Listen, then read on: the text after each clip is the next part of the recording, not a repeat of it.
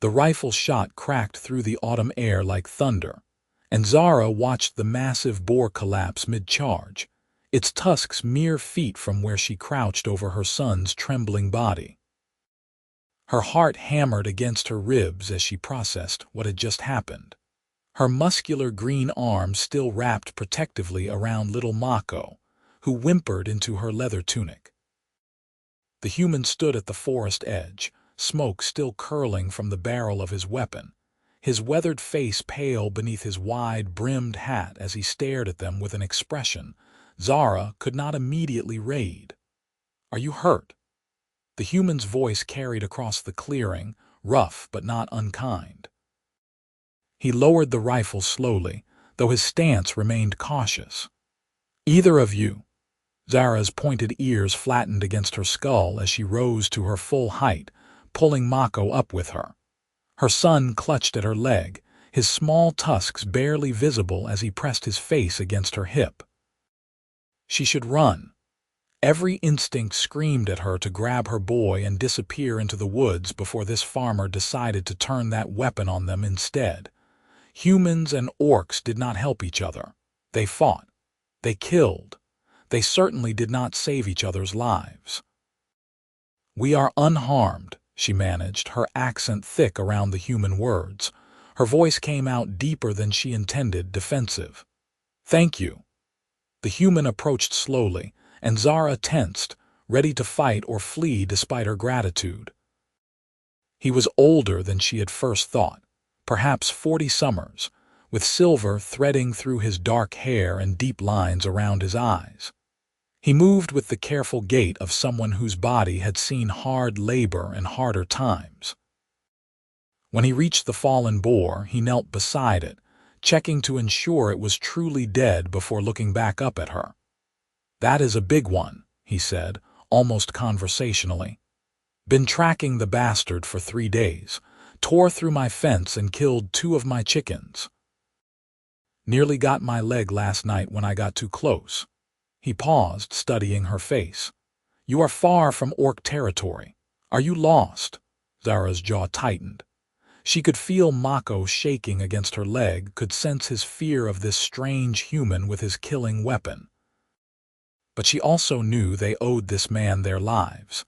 That boar would have gored them both, and she had been too focused on shielding her son to draw her own blade in time. "We are traveling," she said carefully. "We mean no trouble to anyone." "Traveling through some dangerous country," the human observed. He stood, slinging his rifle over his shoulder in a gesture that seemed designed to appear less threatening. "These woods are full of predators, boars, bears, wolves, and winter is coming on fast." His eyes dropped to Mako, and something in his expression softened. "That is a brave little one you have there. Most children would be screaming." Zara's hand moved instinctively to her son's dark hair, stroking it protectively. Mako was only 5 winters old, still small even by human standards, though already stronger than most human children twice his age. His skin was the same deep green as hers, his pointed ears currently pressed flat with fear. He had his father's eyes, though she tried not to think about that. "He is learning to be strong," she said quietly. The human seemed to consider something, his weathered face thoughtful. "My name is Zachary. I farm about a mile south of here, near the river bend. I was hunting this boar when I heard it charge." He hesitated, then added, "You and your boy look like you have been traveling hard. When did you last eat a hot meal?" Zara's stomach clenched at the question, not with hunger, though they had been surviving on foraged nuts and whatever small game she could trap, but with suspicion. "Why do you ask this?" "Because I have stew on the fire back home and bread fresh this morning, and it seems wrong to let you walk away hungry after I nearly shot you thinking you were another damn pig." Zachary's mouth quirked slightly.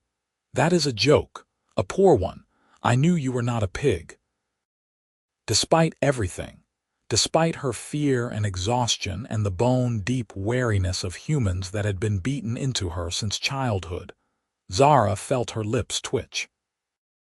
The absurdity of the situation, an orc and a human, standing over a dead boar, discussing dinner, struck something in her that had been locked away for months. That would be. She stopped, choosing her words carefully. That would be kind, but we cannot impose. It is not an imposition if I am offering.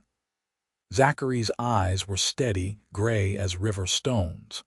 Look, I understand if you do not trust me. I understand if you would rather take your chances in the woods, but I also know what it is like to be on the run with nowhere safe to rest. And I know that child needs more than berries and creek water. Mako chose that moment to peek up at the human, his dark eyes enormous in his small face. "Mama," he whispered in Orcish, "I am very hungry." Zara's heart twisted. She had been telling herself that they were managing, that they would be fine, that she could protect and provide for her son alone. But the truth was that winter was indeed coming, and she had no plan beyond putting as much distance between themselves and her former clan as possible. The clan that had cast her out when they discovered she had refused to kill the human prisoner, who had treated her with kindness, who had looked at her like she was a person rather than a monster. The clan that would have taken Mako from her and raised him to be a weapon if she had stayed. "One meal," she said finally, meeting Zachary's gaze. "Then we will continue our journey." "One meal," he agreed, nodding. "Help me with this boar first. Too much meat to waste, and I cannot drag it myself." They worked together in silence, Zachary showing her how to field dress the animal while Mako watched from a safe distance. Zara had hunted before, but never anything this large, and she found herself listening carefully to the human's instructions. He spoke to her like an equal, pointing out the best way to preserve the hide, explaining which cuts of meat would keep longest. His hands were scarred and calloused, the hands of someone who knew hard work intimately. "You are a soldier," she said suddenly, noticing the way he moved, the unconscious discipline in his posture. Zachary glanced at her sharply. "Was, long time ago now." He returned his attention to the boar. "I fought in the border wars 20 years back, saw things I am not proud of." "Did things I am not proud of." He paused. "Killed orcs, many of them." The admission hung in the air between them, heavy and dangerous. Zara's hand moved to the knife at her belt, though she did not draw it. "Why do you tell me this?" "Because if we are going to share a meal, we should be honest with each other." Zachary looked up at her again, his expression unreadable. "I was young and angry and full of what I thought was righteous fury. We all were. The king told us that orcs were monsters who wanted to destroy human settlements, and we believed him. We did not question. We just fought." "And now?" Zara asked quietly. "Now I know the world is more complicated than kings and commanders want us to believe." He straightened, wiping blood from his knife. "Now I farm, and I try to live quietly, and I try to make up for the things I did by being a better man than I was." Zara studied him for a long moment, this human who had saved her life, and who spoke of killing her people with such matter-of-fact regret. She should hate him. By all rights, she should take Mako and disappear into the forest and never look back. But there was something in Zachary's eyes, a bone-deep weariness she recognized because she saw it in her own reflection every time she stopped by a stream to drink. "I was a warrior too," she said finally. "In my clan. I was taught that humans were weak and cruel and deserving only of death." She glanced at Mako, who was trying to catch falling leaves and seemed, for the moment, more like a normal child than a refugee. "I was taught many things that I no longer believe are true. That makes two of us then." Zachary hefted his portion of the butchered boar. "Come on. My farm is not far, and that stew is not going to eat itself." The walk to Zachary's farm took less time than Zara had expected. They emerged from the tree line into a valley where a modest homestead sat beside a winding river. The farmhouse itself was small but well-maintained, with a stone chimney from which smoke rose in a steady stream. Fields stretched out around it, most already harvested for the season, with neat rows of winter wheat just beginning to show green. A chicken coop, recently repaired by the look of it, stood to one side. A small barn housed what sounded like a single cow and perhaps a horse. It was the kind of place that spoke of hard work and solitude, built for one person to manage alone. "Not much to look at," Zachary said as they approached, "but it is mine. Bought it with my discharge pay when I left the army. Been here 15 years now." Mako pressed close to Zara's leg as they entered the yard, his earlier curiosity replaced by renewed caution. She could not blame him. They had been living rough for nearly 3 months, ever since they fled the clan. The idea of walls and a roof felt foreign now, almost dangerous. Walls could trap you. Roofs could collapse. But the smell coming from the house, rich and savory and warm, made her mouth water despite her wariness. Zachary led them inside, and Zara blinked as her eyes adjusted to the dimmer interior. The main room was simple, with a large fireplace dominating one wall. A pot hung over the flames, bubbling gently. Rough-hewn furniture filled the space. A table with 4 chairs, a rocking chair near the fire, shelves lined with books and supplies. Everything was clean and organized, the home of someone who had learned to take care of himself. Through an open doorway, she could see a small bedroom, and a ladder led up to what was probably a loft. "Sit," Zachary gestured to the table. "I will get bowls." Zara hesitated, then lifted Mako onto one of the chairs. Her son looked tiny in the human-sized furniture, his feet dangling well above the floor. She remained standing, too tense to relax, until Zachary returned with wooden bowls and spoons. He ladled out generous portions of stewed chunks of venison, root vegetables, herbs she recognized and some she did not, and set a bowl in front of Mako first, then her, before serving himself. "There is bread in that basket," he said, nodding toward the counter, "and milk if the boy wants it." Mako looked up at Zara, seeking permission. She nodded, and he immediately grabbed his spoon and began eating with the single-minded intensity of a hungry child. Zara watched him for a moment, feeling her throat tighten with emotions she could not name, before picking up her own spoon. The stew was delicious, better than anything she had tasted in months, maybe better than anything she had ever tasted. She ate slowly, savoring each bite, trying not to think about how easily she could get used to this kind of warmth and plenty. "You cook well," she said after a while. Zachary shrugged. "You learn when you live alone. No one else was going to feed me." He took a bite of bread, chewing thoughtfully. "How long have you been traveling?" 3 months, maybe longer." Zara kept her eyes on her bowl. "We left when the leaves were still green." "That is a long time for a woman and child alone." Zachary's voice was carefully neutral.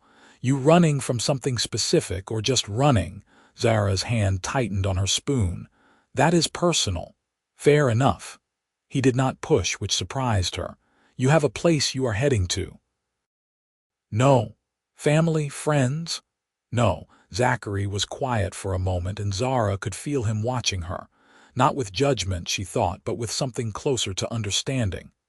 "The world is not kind to refugees," he said finally. "Especially not orc refugees in human lands, and winter is coming. You will need shelter." "We will manage," Zara said, though even she could hear the uncertainty in her voice. "I am sure you would try." Zachary stood to refill Mako's bowl, and the boy grinned up at him with unself-conscious delight. But trying and succeeding are different things. "Winter here is harsh. Temperatures drop well below freezing. Snow can pile up higher than a man's head. The woods become death traps.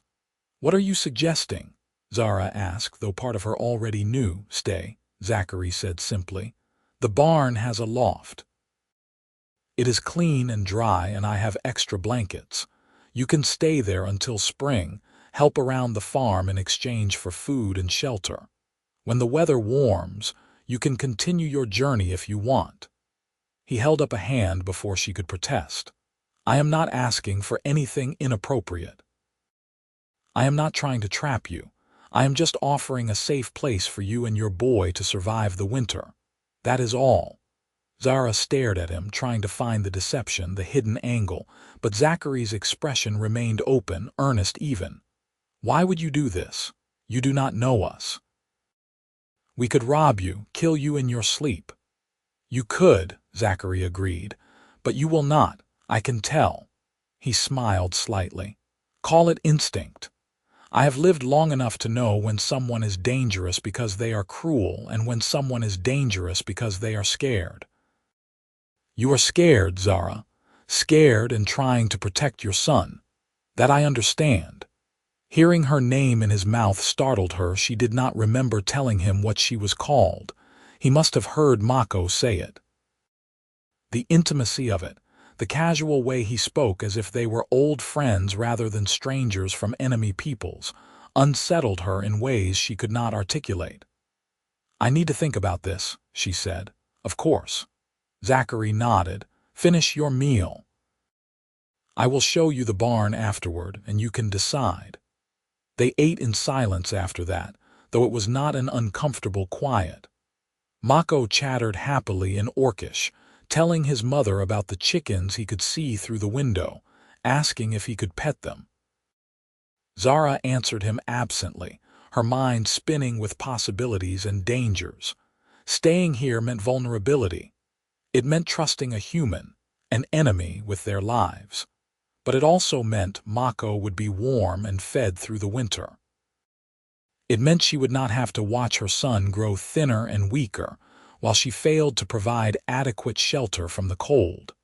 After the meal, Zachary led them outside to the barn. It was larger than it had appeared from a distance, with sturdy walls and a good roof. The lower level housed a placid milk cow and a gray horse who nickered softly at their approach. A ladder led up to the loft, which was filled with sweet-smelling hay and several wooden crates. The hay is fresh, Zachary explained, climbing up first and offering Zara a hand that she ignored, pulling herself up easily. I usually store extra grain up here, but I moved it to the house for the winter. There is plenty of room for bedding. It stays warmer than you might think, with the animals below providing heat. Zara looked around the loft, noting the solid construction, the lack of drafts. Mako immediately began exploring, delighted by the novelty of so much soft hay to play in. Through a small window she could see the farmhouse, reassuringly close but separate, private. I would need to come and go freely, she said carefully. No locks, no restrictions, of course. And Mako is my son. I make decisions about him, no one else. I would not dream of interfering.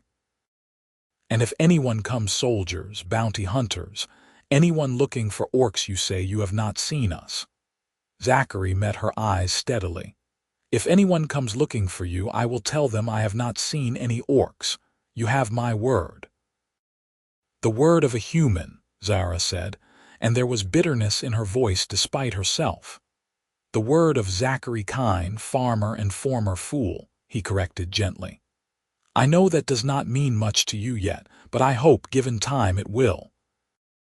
Zara looked at Mako, who had burrowed into the hay and was laughing with pure childhood joy, and felt something in her chest crack open.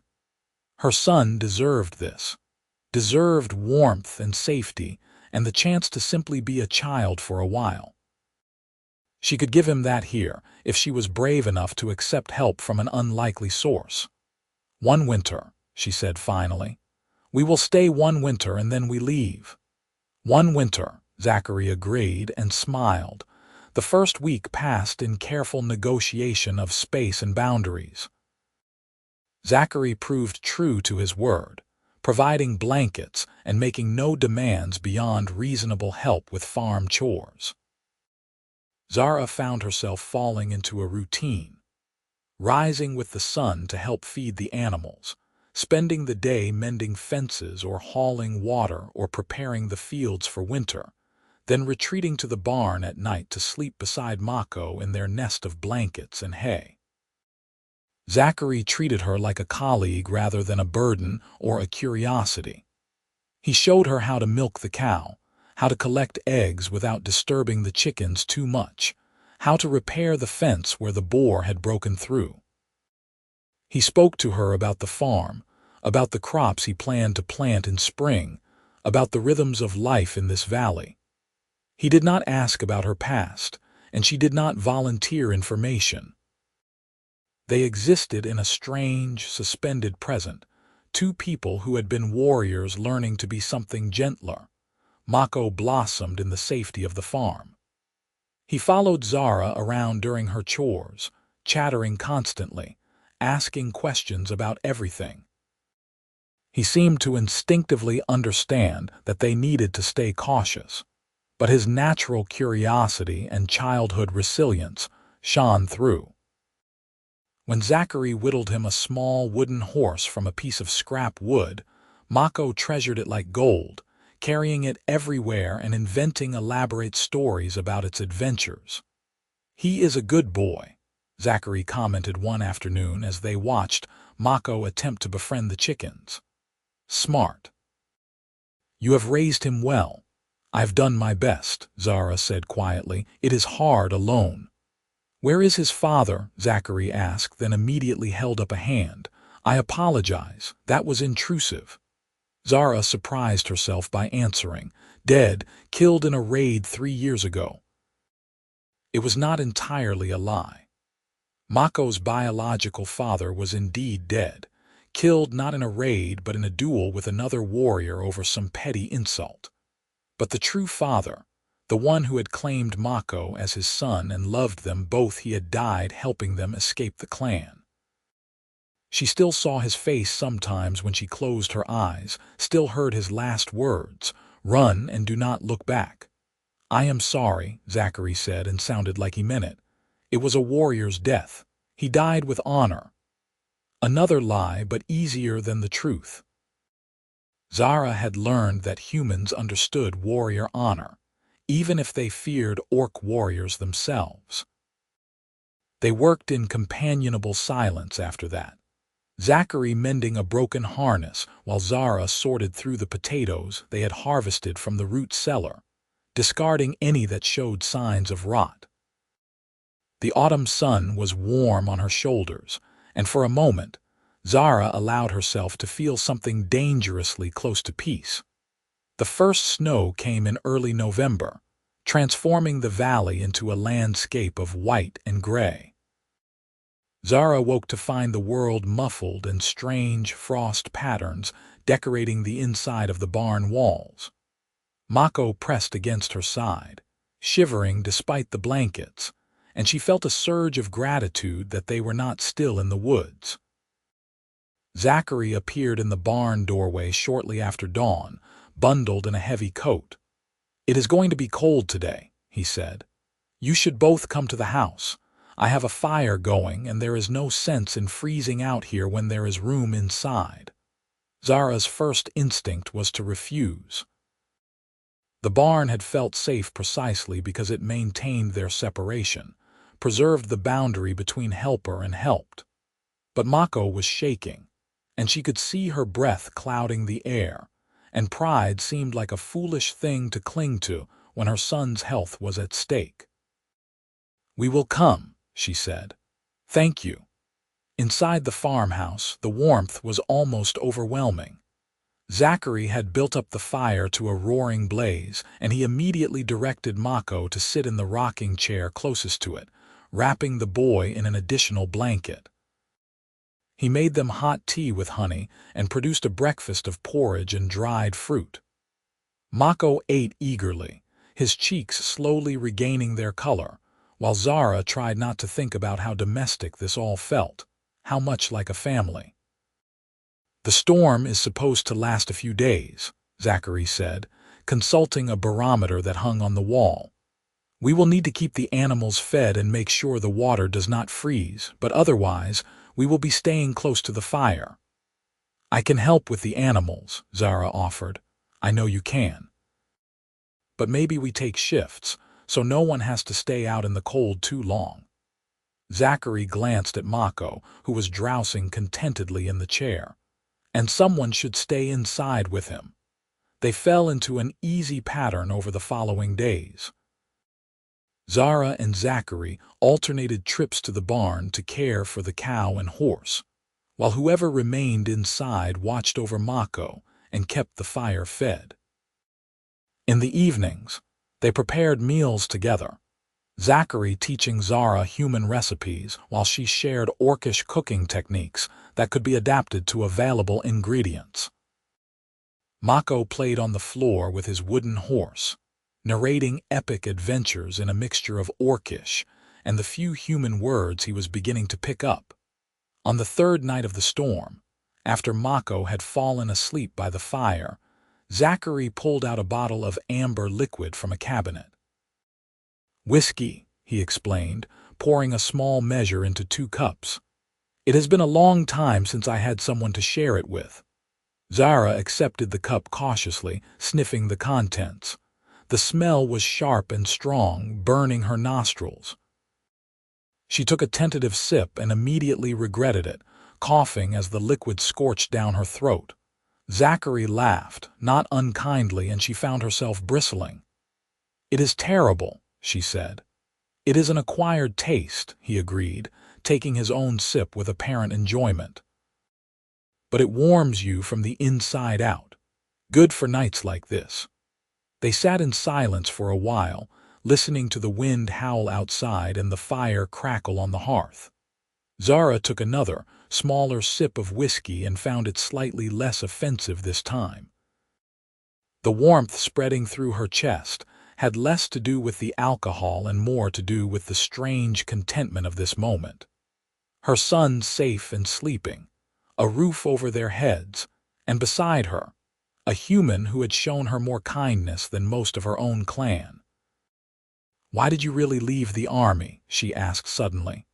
"The real reason." Zachary was quiet for so long she thought he might not answer. Then he said, "There was a village. A small orc settlement, barely more than a few families. We had orders to clear it out, eliminate any potential threat to human expansion in the region." He stared into his cup. "I led the raid. We killed everyone. Men, women, warriors, elders, everyone." Zara's hand tightened on her cup, her jaw clenching. "Afterward, I went into one of the homes. Just a simple dwelling, not much different from this farmhouse, really. And there were drawings on the wall, children's drawings, pictures of families and animals and the sun, just normal life." Zachary's voice roughened. "I realized that we had just murdered people who were living their lives, people who had families and hopes and dreams.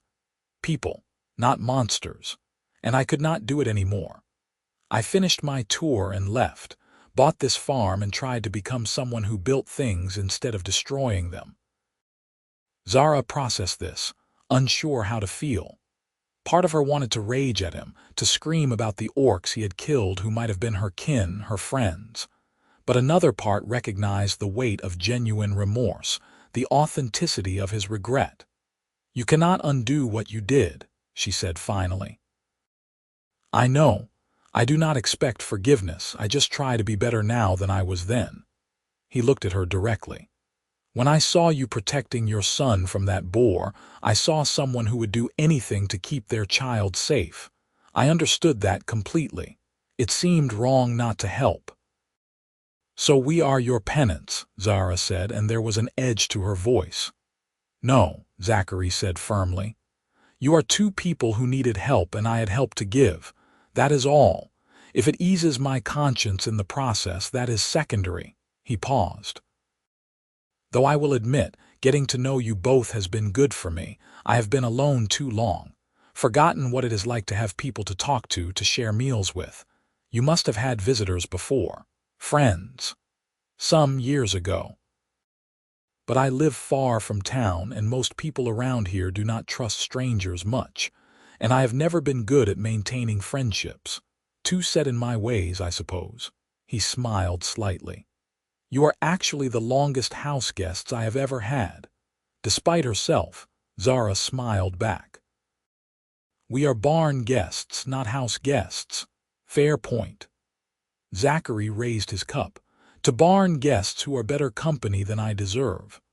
Zara clinked her cup against his, surprised by the gesture and by how natural it felt. They finished their whiskey in comfortable silence, and when the fire began to burn low, Zachary brought out extra bedding without being asked, making up a pallet near the hearth where Mako already slept. You should both stay here tonight, he said. The barn will be too cold, and there is no sense in fighting through the snow. I will take the loft upstairs. Zara wanted to argue, but the offer was too practical and kind to refuse. She bedded down beside Mako, wrapping herself around her son's small body, and listened to Zachary's footsteps on the ladder to the loft. The house settled around them, creaking and warm, and for the first time since fleeing her clan, Zara slept deeply, without nightmares.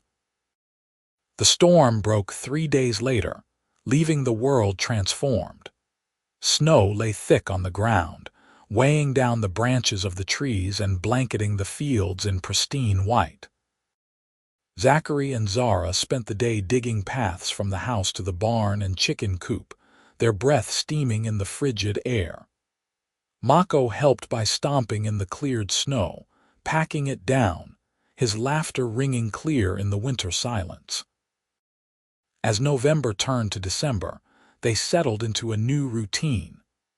The house became their shared space during the coldest parts of the day, the barn serving as sleeping quarters only when the weather was mild enough. Zachary began teaching Mako how to read, using an old primer he had kept from his own childhood. Zara watched these lessons with mixed feelings: gratitude for the education her son was receiving, and a strange jealousy that someone else was giving him something she could not. You should learn too, Zachary suggested one evening, noticing her watching. Reading is a useful skill, especially if you plan to travel in human lands. Zara bristled instinctively. I do not need charity lessons. It is not charity, it is practical. Zachary's tone was matter of fact. You are already helping run this farm. You should know how to read seed packages and merchant receipts. And besides, I think you would enjoy it. You ask me about everything: what plants are called, what the books on my shelves say. This way you could find out yourself. He was right, damn him. Zara had been curious about the books, about the written word that humans used so casually. In her clan, only the shamans and war leaders had been taught to read orcish runes, and the human script was considered useless knowledge. But here, now, it represented freedom. The ability to navigate the world beyond this farm. Show me, she said. Zachary grinned and pulled out a second primer. Learning to read proved more challenging than Zara had anticipated. The letters seemed to dance and shift on the page, and she struggled to sound out the words. But Zachary was a patient teacher, never mocking her mistakes, always encouraging her progress. Mako delighted in helping his mother learn, proudly showing her words he had mastered. In the evenings, all three of them would sit by the fire, books in hand, reading aloud in turns. It was during one of these quiet evenings that Zara realized she was happy, not just content or safe, but genuinely happy. The revelation startled her so much she nearly dropped her book, and Zachary looked over in concern. Are you all right? Yes, she said quickly. Just thinking. But she could not stop thinking about it. How had this happened? How had she gone from a warrior fleeing for her life to a woman sitting contentedly by a fire, teaching herself to read while her son played nearby? How had this human, this former enemy, become someone she looked forward to seeing each morning. When had his smile started making her feel warm in a way that had nothing to do with the fire. The realization that she was developing feelings for Zachary hit her like a physical blow. She lay awake that night in the barn loft. The weather had been mild enough for them to return to their own space, staring at the rafters and trying to reason away what she felt. It was gratitude, she told herself. Simple appreciation for his kindness. It would pass once they left in spring. But she knew she was lying to herself. December brought heavier snows and shorter days. Zachary taught Zara how to preserve meat, how to make candles from rendered fat, how to repair leather harnesses. She taught him orcish words, how to track animals by their prints in the snow, how to fight with a knife if he ever needed to defend himself without his rifle. They worked side by side, their partnership growing stronger with each passing day. Mako thrived in this environment, his vocabulary expanding daily as he picked up more human language. He began calling Zachary Zach, which made the farmer smile every time. When Zachary built a small sled and pulled Mako around the snow-covered fields, the boy's shrieks of delight echoed across the valley, and Zara felt her heart swell with emotions too complex to name. One bitterly cold afternoon in mid-December, Zachary returned from checking his snare lines with troubling news.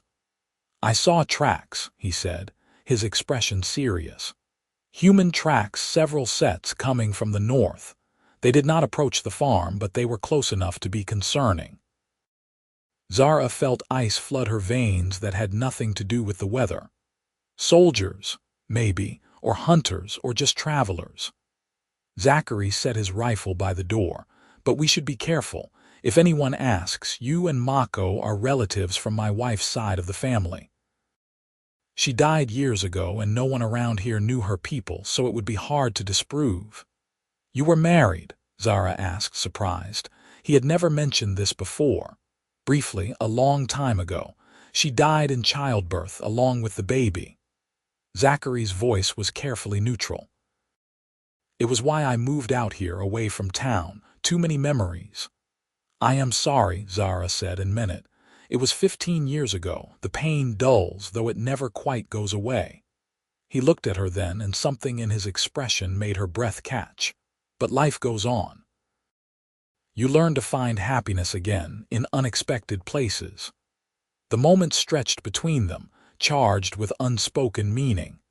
Then Mako burst through the door, covered in snow and demanding hot chocolate, and the tension broke.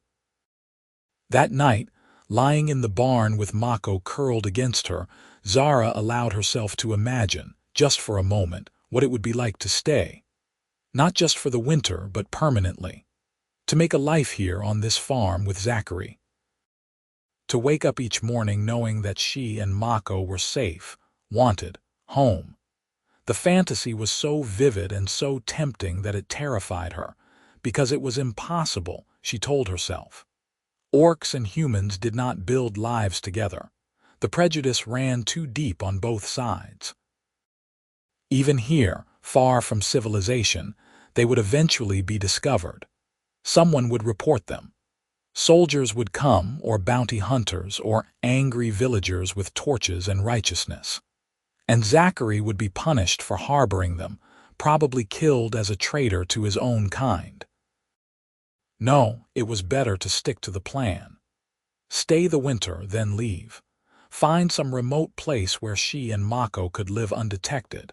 It would be hard and lonely, but at least Zachary would be safe.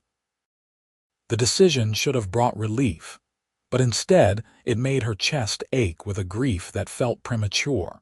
Christmas approached, and Zachary explained the human holiday to Mako with enthusiasm. He cut down a small pine tree and brought it into the house, decorating it with candles and strings of dried berries. He baked sweet breads and made a special dinner of roasted chicken and winter vegetables. For Mako, he carved a set of small wooden animals to go with the horse, and for Zara, He presented a leather-bound journal and a pen. "For your words," he said simply. "You have been learning to read. Now you can practice writing, maybe keep track of your thoughts or write down stories for Mako." Zara held the journal like it was made of glass, overwhelmed by the thoughtfulness of the gift. She had nothing to give him in return, and the shame of that burned in her chest. "I have nothing for you," she said quietly. "You have given me more than you know," Zachary replied. "A reason to make this house feel like a home again, someone to talk to, friends," he smiled. "That is gift enough." But Zara could not let it stand. Later that evening, after Mako had fallen asleep clutching his new wooden animals, she approached Zachary where he sat by the fire. "I want to give you something," she said, "but I do not have objects to give, only this." She reached up and unclasped the pendant she wore around her neck, a small carved stone on a leather cord. It was the symbol of her clan, the mark of her family line, the only thing she had taken from her old life besides Mako and her weapons. "This was my mother's," she said, holding it out to him. "And her mother's before that. It is all I have of value. I want you to have it." Zachary looked at the pendant, then at her face, his expression troubled. "Zara, I cannot take something so important to you. You can. You should." She pressed it into his hand, closing his fingers around it. "It represents my old life, the person I was.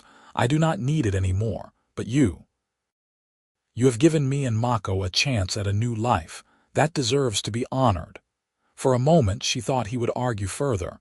Then he nodded slowly and slipped the cord over his head, tucking the pendant beneath his shirt. "I will treasure it," he said quietly. "Thank you." They sat together by the fire, not speaking, the weight of exchanged gifts and unspoken feelings heavy between them. Zara wanted to reach out to touch his hand, to lean into his warmth. But she kept herself still, afraid that any movement might shatter the fragile peace they had built. January arrived with brutal cold and howling winds that made even short trips to the barn feel treacherous. They stayed in the house almost constantly, venturing out only to care for the animals. Zachary taught Zara to play chess, and she proved surprisingly good at it, her strategic warrior's mind adapting quickly to the game. They played for hours, the pieces clicking on the board while Mako napped or played with his toys. One particularly fierce afternoon, with the wind rattling the shutters and snow piling against the walls, Mako looked up from the wooden animals he was arranging and asked, in his mixture of orcish and human words, "Are we going to live here forever?" Zara felt her heart stop. She glanced at Zachary, who had gone very still, his hand frozen over a chess piece. "No, little one," she said carefully. "We are only visiting. When spring comes, we will continue our journey." "But I like it here," Mako said, his small face earnest. "I like Zach. I like the animals. I want to stay." "I know you do, but this is not our home. It is Zach's home." "Could not it be our home too?" Mako asked with the simple logic of childhood. Zachary cleared his throat. "Mako, can you go to the loft for a moment? I need to talk to your mother about something." Mako pouted but obeyed, climbing the ladder with exaggerated slowness.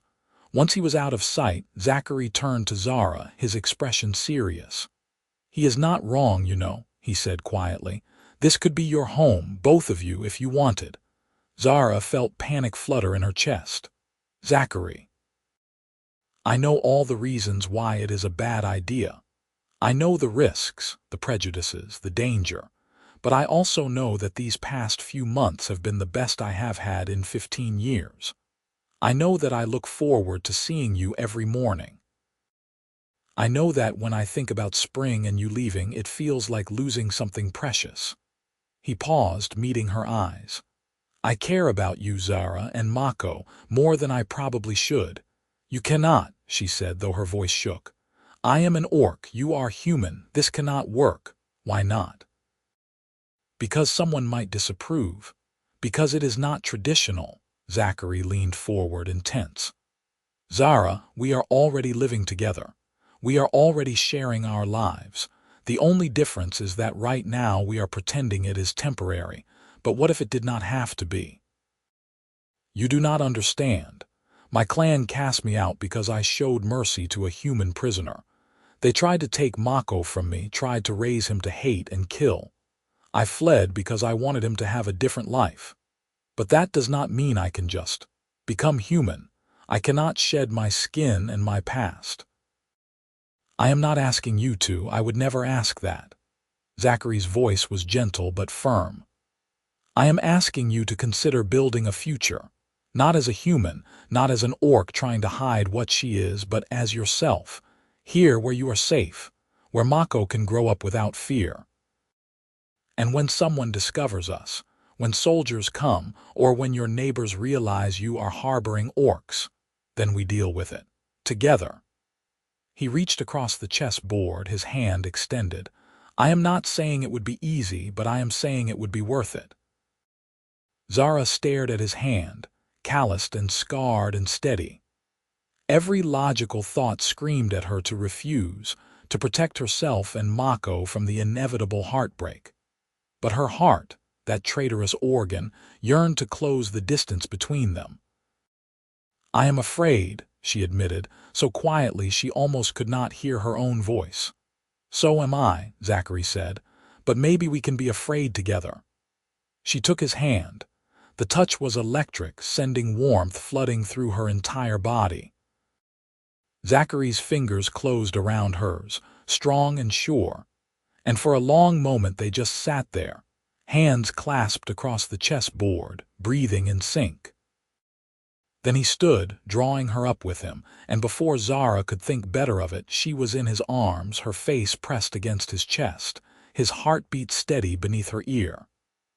I have wanted to do this for weeks, Zachary murmured into her hair. Hold you, tell you that you are not alone anymore. Zara tilted her head back to look at him, and the expression on his face, tender and fierce and utterly sincere, made something in her chest crack open.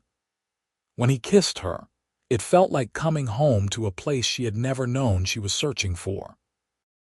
His lips were warm and gentle, asking rather than demanding, and she kissed him back with all the pent-up emotion she had been suppressing for months.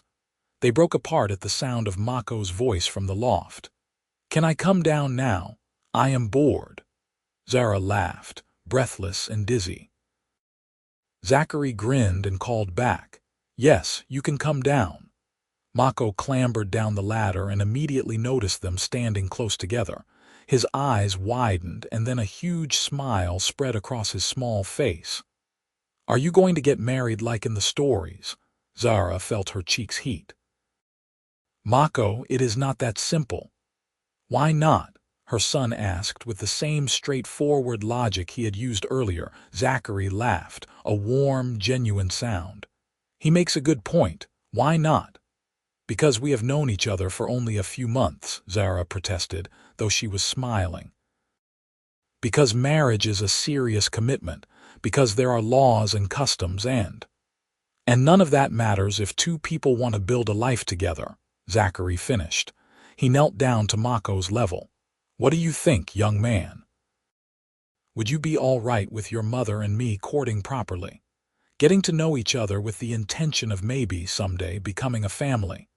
Mako threw his arms around Zachary's neck. Yes. Yes, please. Zara felt tears prick her eyes, overwhelmed by the simple acceptance of it all. In her clan, courtship had been a complicated dance of posturing and negotiations between families. But here, in this small farmhouse, it was just two people who cared for each other and a child who wanted to be loved. It was impossibly simple and profoundly right. All right, she said, and her voice was thick with emotion. We will try, but slowly. We will see how it goes. Slowly, Zachary agreed, standing and pulling her back into his arms. We have all the time in the world. The rest of January passed in a haze of domestic bliss and cautious exploration. Zara and Zachary learned each other in small, intimate ways. The way he liked his morning tea, the way she hummed orcish songs while cooking, the way they could communicate entire conversations with just a look. They were careful around Mako, not wanting to confuse or worry him, but the boy seemed to instinctively understand that something had shifted, that they were becoming a unit rather than just people sharing space. Zachary taught Zara to dance one snowy evening, humming a tune as he guided her around the main room. She was clumsy at first, unused to the formal movements of human dance, but he was patient, and eventually she found the rhythm.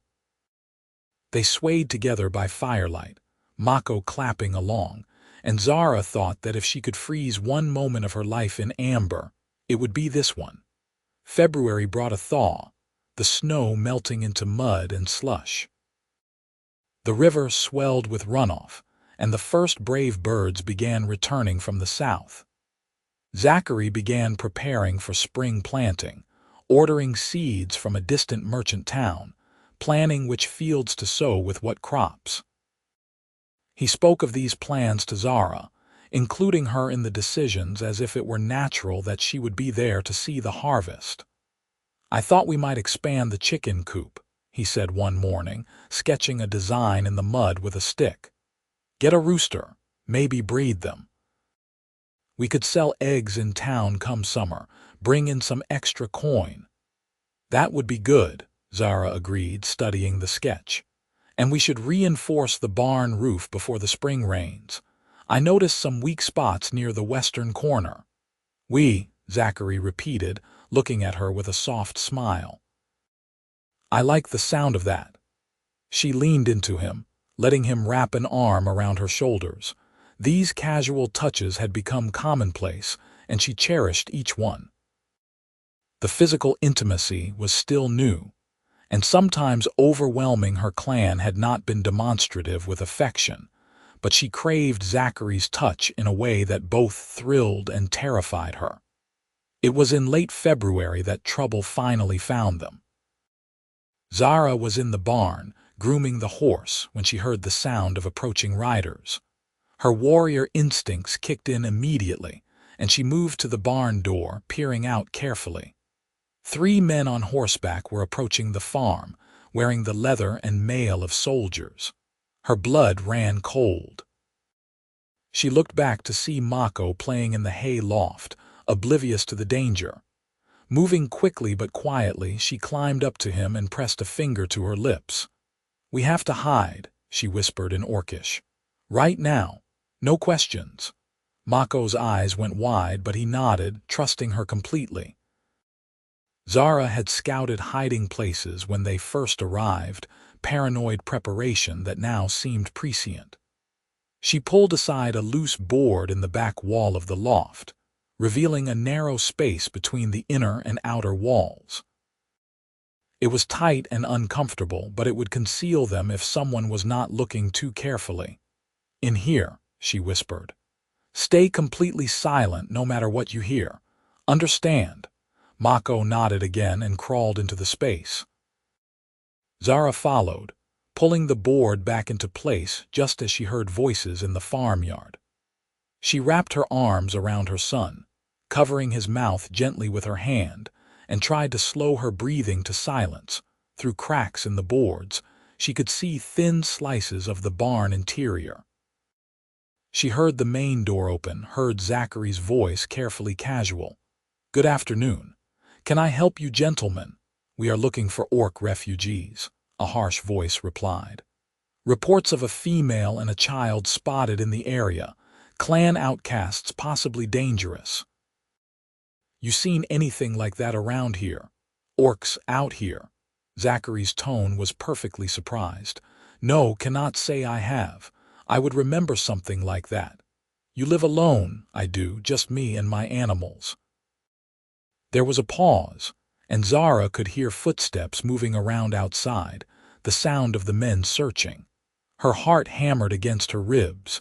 If they searched the barn thoroughly, if Mako made even the slightest sound. "Mind if we look around?" the soldier asked, though it was not really a question.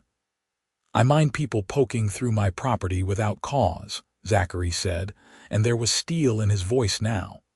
"But I suppose I do not have much choice, do I? Just do not disturb my animals. The cow gets nervous around strangers."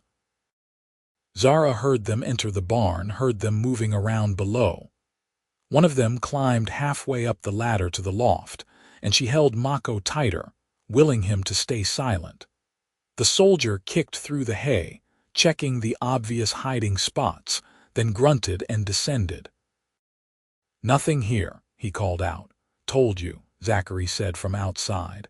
"I have not seen any orcs, but I will keep my eyes open and report anything unusual to the garrison in town. You do that." The harsh-voiced soldier sounded unsatisfied but not suspicious. "These orcs are fugitives. The female killed a clan leader when she fled. There is a bounty on her head, dead or alive. You see her, you send word immediately. Do not try to be a hero. Orcs are dangerous, even the females." "I will keep that in mind," Zachary said dryly. The soldiers left, their horses' hoofbeats fading into the distance. Zara stayed frozen in the hiding spot for several minutes more, not trusting that they were truly gone. Finally, she heard Zachary's voice, low and urgent. "Zara, they are gone. You can come out." She pushed aside the board and helped Mako out of their hiding place. Her son was trembling but had not made a sound, and she felt fierce pride in his bravery. They climbed down from the loft to find Zachary waiting, his face pale and strained. "Are you both all right?" "We are fine." Zara looked at him seriously. "You lied to soldiers for us. That is treason." "That is protecting people I care about," Zachary corrected. He pulled her into a brief, tight embrace. "But they will be watching now. We need to be more careful. You should stay out of sight for a while, at least until we are sure they have moved on." "They said I killed a clan leader," Zara said quietly. "That is not true, but the man who helped us escape, who claimed Mako as his son, he did kill to protect us. And I am blamed for it because I am the one who lived." "I do not care what they say you did," Zachary said fiercely. "I know you, I trust you, and I will not let them take you or Mako." Zara leaned her forehead against his chest, drawing strength from his solid presence. "This is what I feared. This is why we should not stay. We bring danger to your door. And I am choosing to stand at that door with you," Zachary said.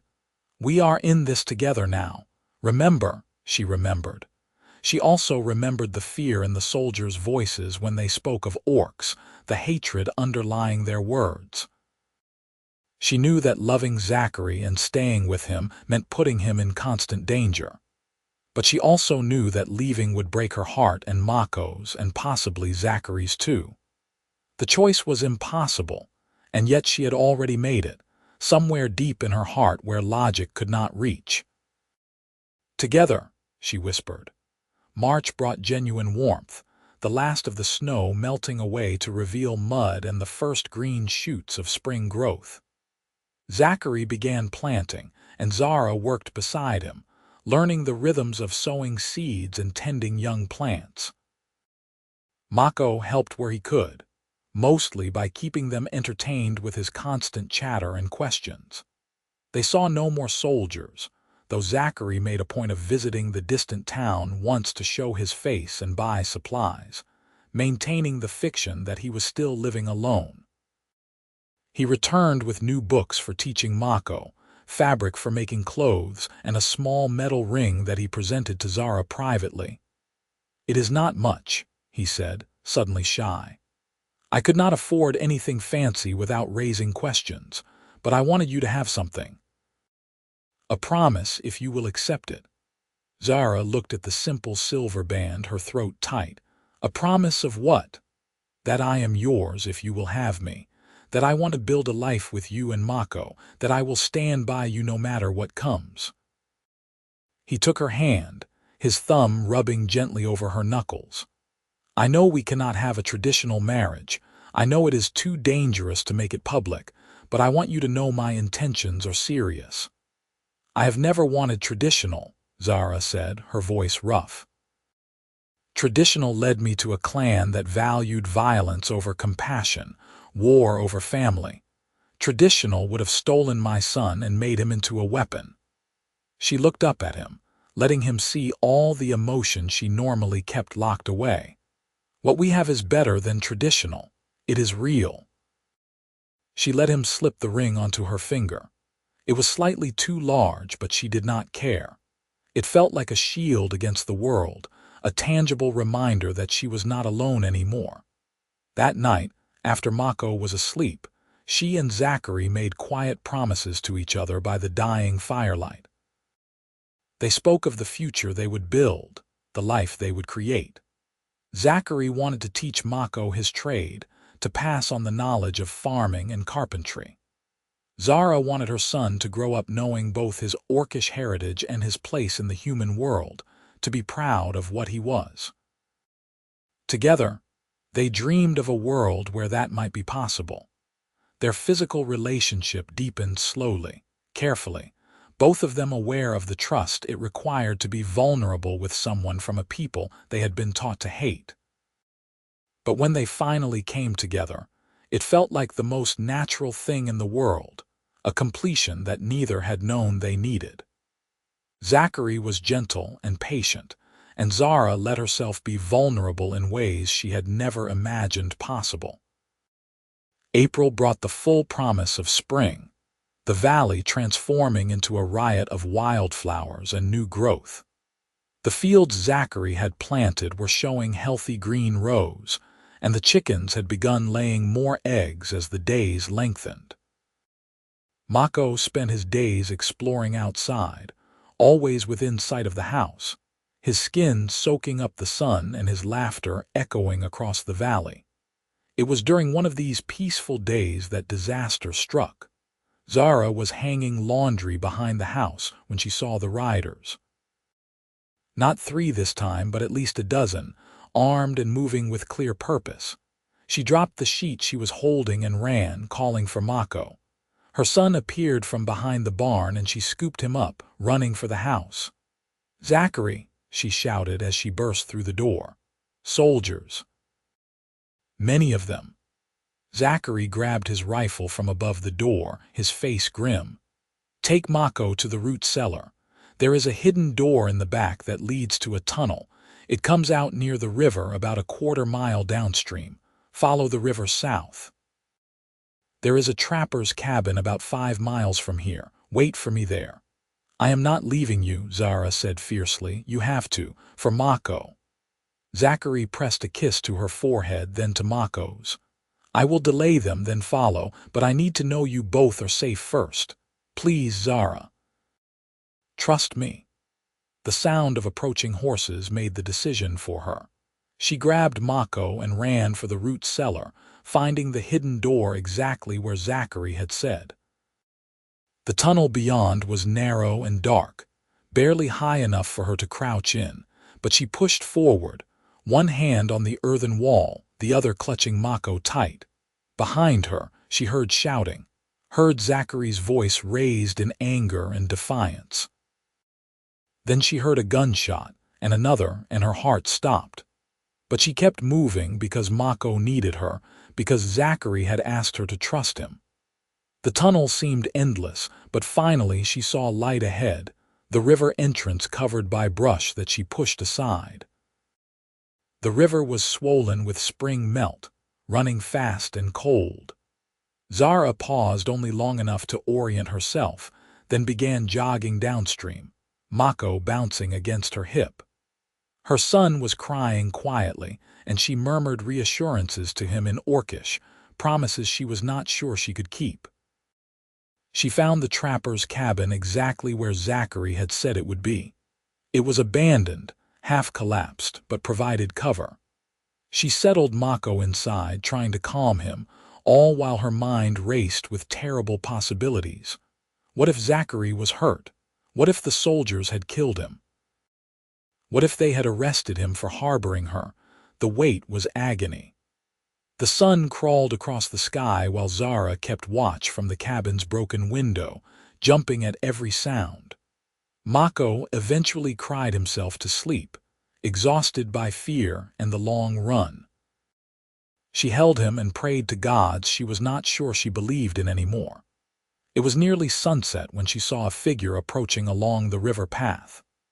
She tensed, ready to run again, until she recognized Zachary's walk, the particular way he favored his left leg after long days of work. He was limping worse than usual, and as he drew closer she saw blood on his shirt, but he was alive. He was alive. She met him at the door and he nearly collapsed into her arms. "I am all right," he said, though clearly he was not. "Just a graze. Looks worse than it is." "What happened?" she demanded, helping him inside and immediately beginning to check his injuries. The bullet had indeed grazed his side, a deep furrow that bled sluggishly but did not seem to have hit anything vital. "They wanted to search the farm. I told them no, that I knew my rights. Things got heated. One of them drew on me and I shot first." Zachary winced as she pressed cloth against the wound. "I killed a soldier, Zara, maybe two. The rest retreated, but they will be back with more. We cannot go home." The finality of it hit her like a punch. The farm, their home, the life they had been building, it was gone. All because of her, because she had brought danger to his door just as she had feared. "This is my fault," she said, her voice breaking. "No," Zachary said firmly, catching her face in his hands despite his obvious pain. "This is the fault of people who see differences as threats, who cannot imagine that we might have more in common than divides us. This is not your fault, and I do not regret a single day I have spent with you and Mako." "What do we do now?" she asked. "Now we run, together." He smiled weakly. "I heard there are settlements far to the west, beyond the mountains, where people do not ask too many questions about a person's past. Frontier towns where an orc and a human and a child might be able to build a new life. It will be hard, but we can do it." Zara looked at this man who had given up everything for her, who had killed to protect her, who was ready to flee his home and start over rather than let them be separated. She thought about the farm they would never see again, the life they had almost had. Then she looked at Mako, still sleeping, and at Zachary's determined face, and she knew that home was not a place. It was the people you loved. "Then we go west," she said. They rested in the cabin just long enough for Zara to bind Zachary's wound properly and for them to plan their route. They would need to avoid towns and major roads, traveling through wilderness where an orc woman would draw less attention. They had almost no supplies, no money beyond the few coins Zachary had in his pockets, and winter clothes that would be too heavy for the journey ahead. It would be dangerous and difficult, but they had no choice. As dawn broke, they set out, moving west along game trails and creek beds. Zachary led the way when they moved through human territories, Zara taking point when they entered wilder lands. Mako walked between them, holding both their hands, adapting to their new nomadic life with the resilience of childhood. The journey was every bit as hard as Zara had feared. They slept rough, made cold camps when they could not risk a fire, and survived on foraged plants and whatever small game Zara could trap. Zachary's wound became infected despite her care, and for 3 terrible days he burned with fever while she and Mako huddled beside him, trying to keep him cool with river water and force him to drink. She thought she would lose him, and the grief of that possibility nearly crushed her. But he was strong, and on the 4th day the fever broke, and he opened his eyes and smiled at her. "Still here," he rasped.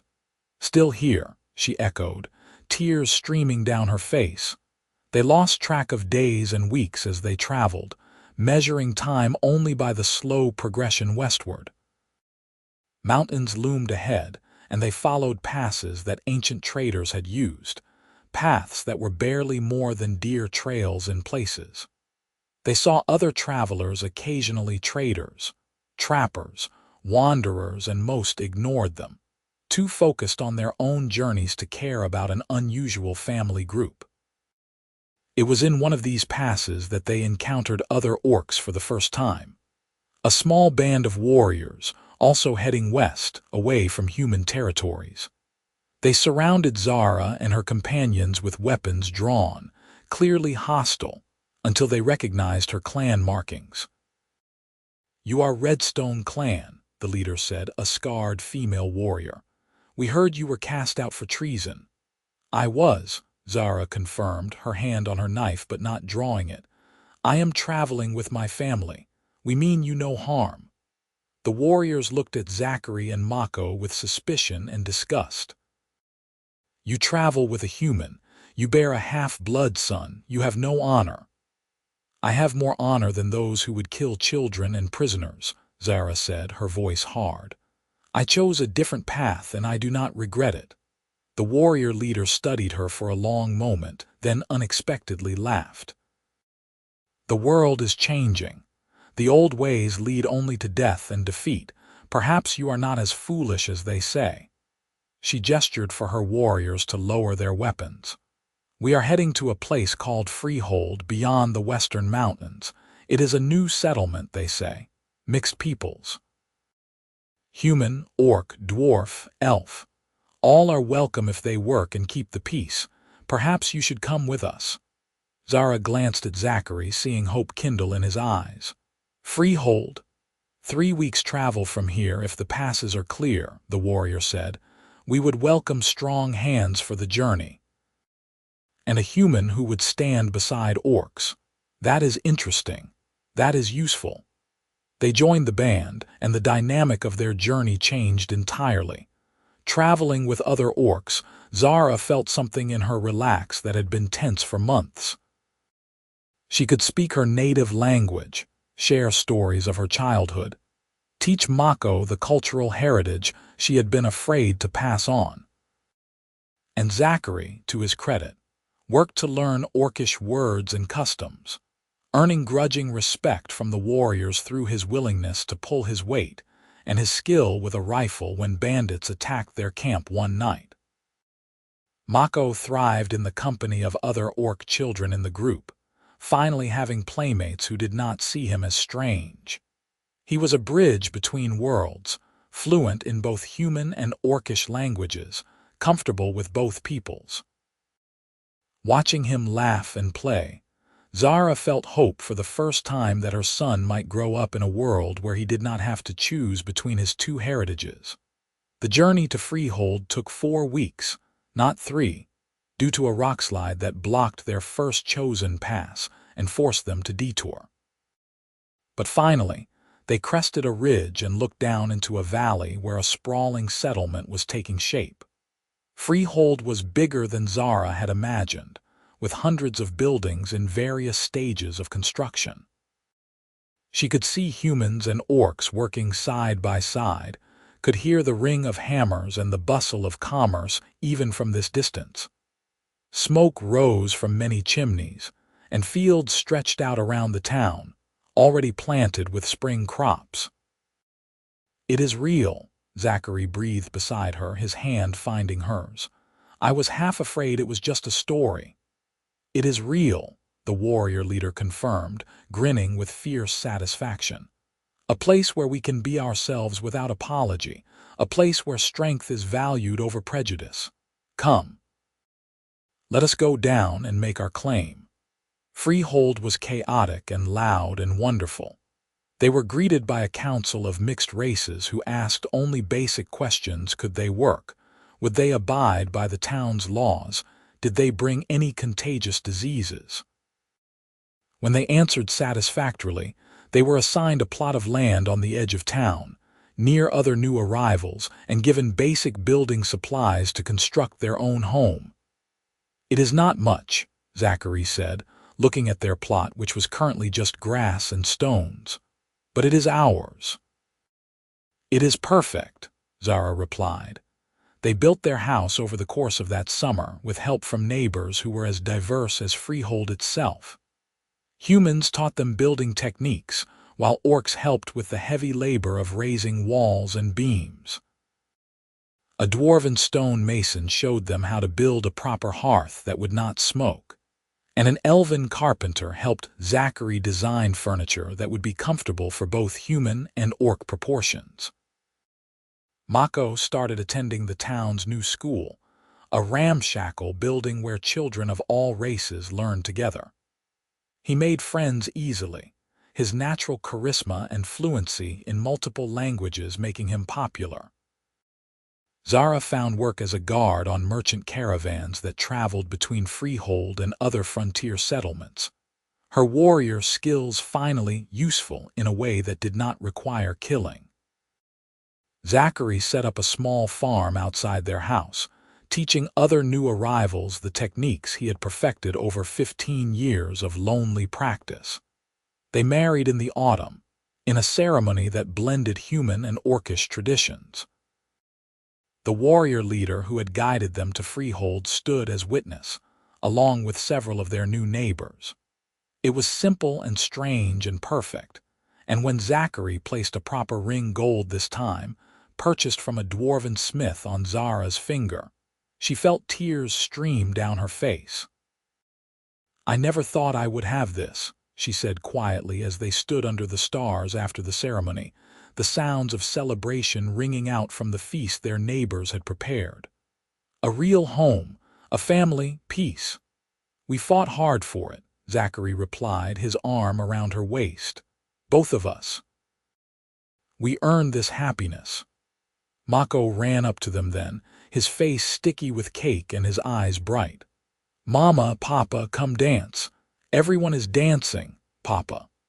Mako had started calling Zachary that weeks ago, and each time he did, Zara saw her husband's eyes grow suspiciously wet.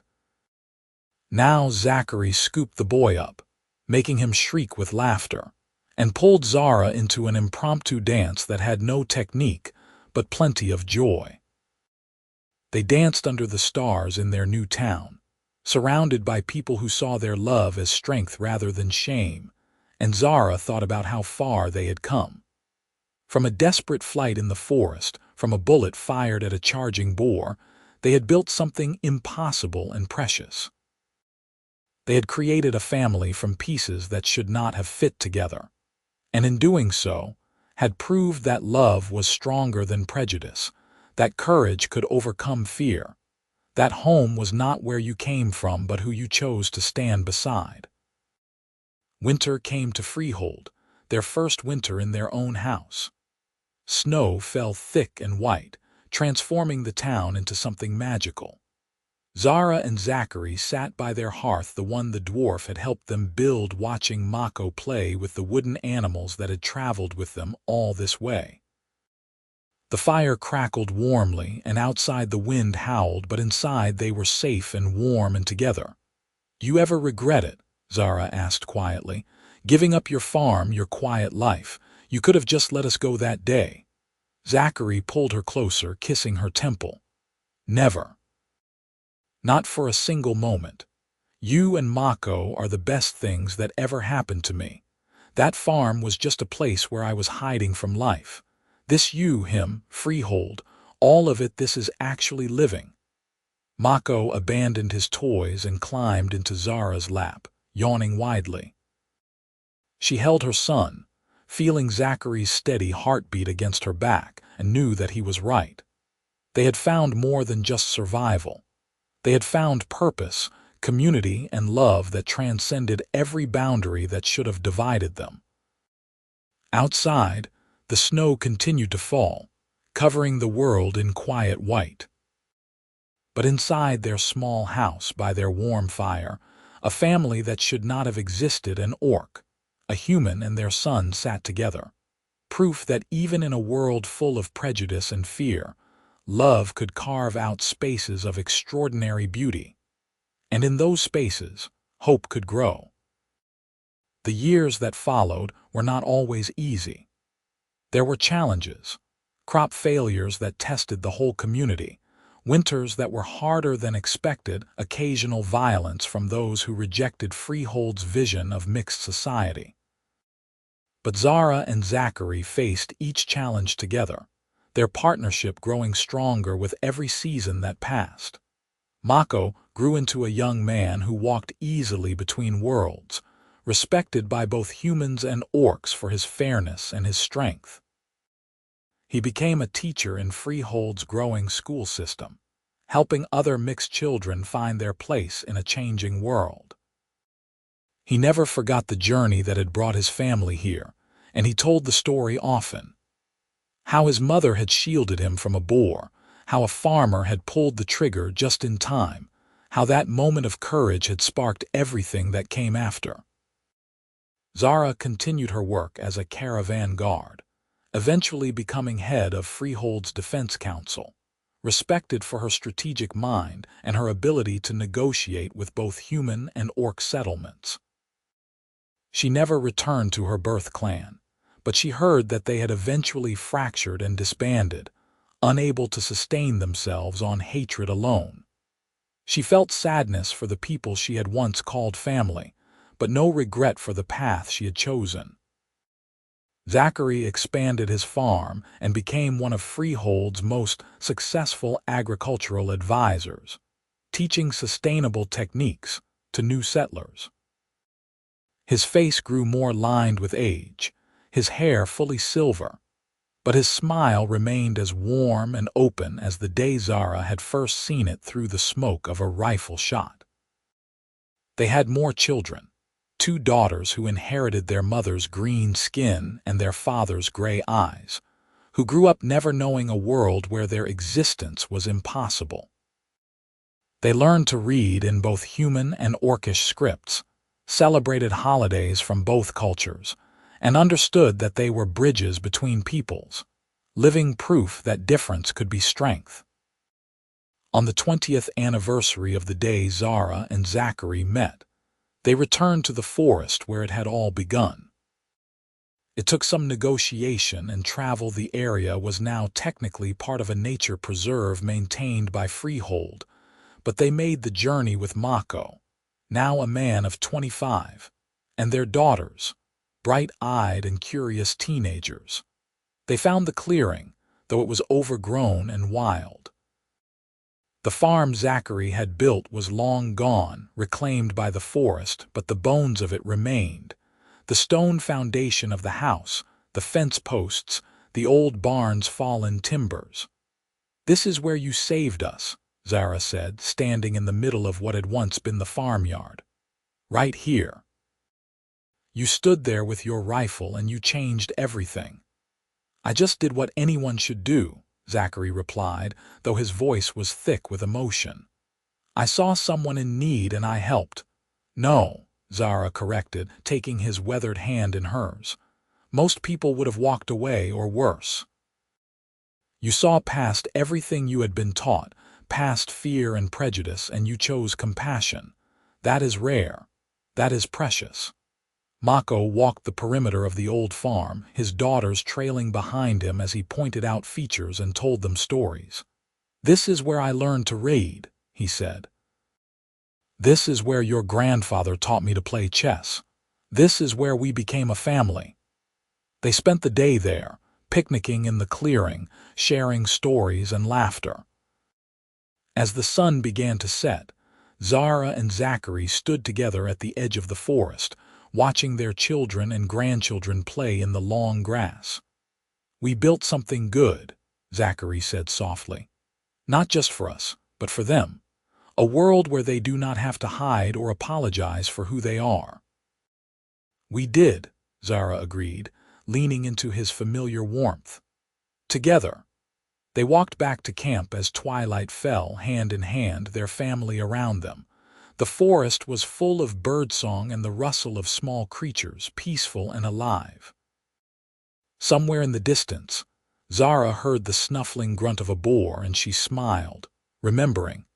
A boar had charged, a farmer had fired, and in that moment, everything had changed. From violence and danger had sprung love and hope, and a future that neither of them could have imagined.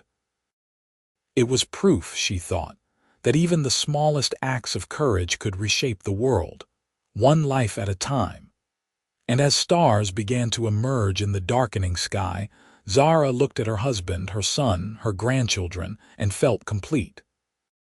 They were home not in a place, but in each other, in the family they had chosen and fought for and built with stubborn, defiant love. It was everything she had never known she needed, and it was perfect. The journey from that desperate moment in the forest to this evening of peace had been long and hard, but every step had been worth it. Every sacrifice, every fear overcome, every boundary crossed had led to this. A family gathered under the stars, living proof that love could conquer hate, that understanding could bridge divides, that different peoples could build something beautiful together. Zara had been a warrior, a refugee, a mother protecting her child. Zachary had been a soldier, a farmer, a lonely man hiding from his past.